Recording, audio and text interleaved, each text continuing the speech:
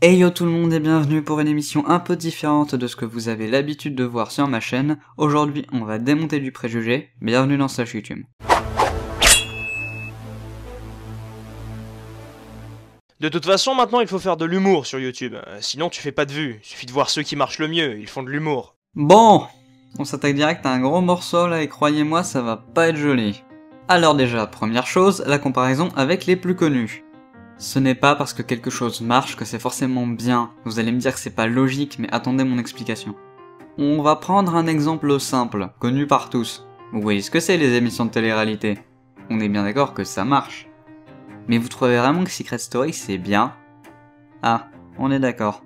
Alors, en partant de ce postulat, pourquoi les plus grosses chaînes de France voire du monde seraient bien? Après ce n'est que mon avis, mais certaines des plus grosses chaînes actuellement ne sont en haut du classement que parce que c'était les précurseurs.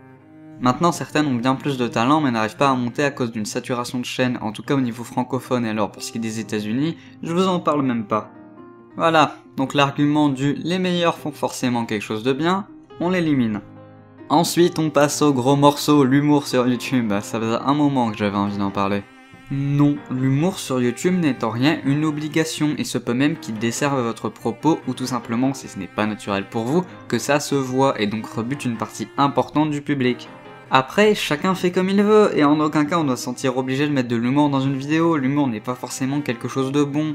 Certaines chaînes ont des propos où l'humour ne passerait pas, car on perdrait une continuité. Prenons par exemple les chaînes de Y Penser, Axolot ou encore du Fossoyeur de film, l'humour est présent en microdose, voire même complètement absent dans certains cas, et c'est tant mieux.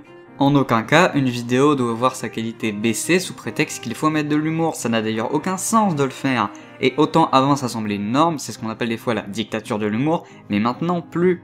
Avec l'émergence des contenus culturels, que ce soit en histoire, en sciences ou autre, on voit arriver un grand nombre de chaînes de vulgarisation ou autres qui n'ont pas d'humour ou en très petite dose. Et pour ça, pas besoin de citer plus d'exemples, mais t'en penses quoi, on donne déjà assez. Donc tu fais ta propre pub dans tes vidéos? Ouais, je suis ce qu'on appelle un enculé dans la profession. Ah bah de toute façon, je l'ai toujours su. Je m'en cache pas non plus. Pour en revenir au sujet, j'aimerais finir en vous disant que vos vidéos peuvent avoir de l'humour ou non, que ça dépend juste de ce que vous voulez. Chacun a un style d'écriture différent et se forcer à le modifier pour des choses aussi débiles ne peut rien donner de bon.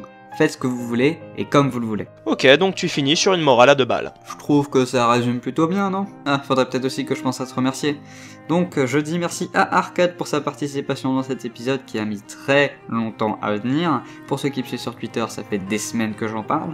C'est un premier épisode assez court vu que le sujet a été traité par beaucoup de personnes, mais j'avais envie d'en parler.